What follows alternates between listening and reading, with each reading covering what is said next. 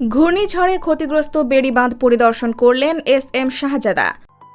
ঘূর্ণিঝড় রেমালের তাণ্ডবে ভেঙে যাওয়া বেড়িবাঁধ পরিদর্শন করেছেন পটুয়াখালী ৩ আসনের এমপি এস.এম. শাহজাদা। পটুয়াখালী গলাচিপা উপজেলার ডাকুয়া, গজালিয়া, মধুপুরা, সুতাবাড়িয়া, চিকনিকান্দি, আমখোলা, গোলখালী, কলাগাছিয়া সহ ক্ষতিগ্রস্ত এলাকায় গিয়ে খোঁজখবর নেন সাংসদ।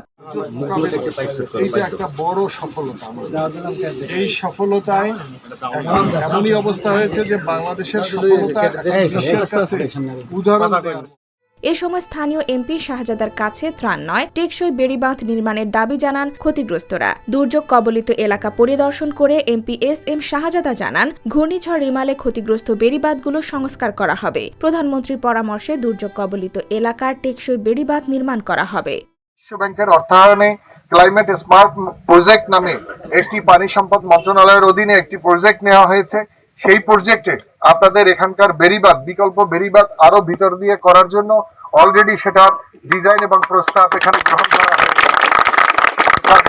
আমাদের সামনের দিনে আমাদের একটু সময় লাগবে, কিন্তু এটা প্রকল্প যেহেতু হয়ে গেছে, আমাদের এখানে বিকল্প বেড়িবাঁধ হবে।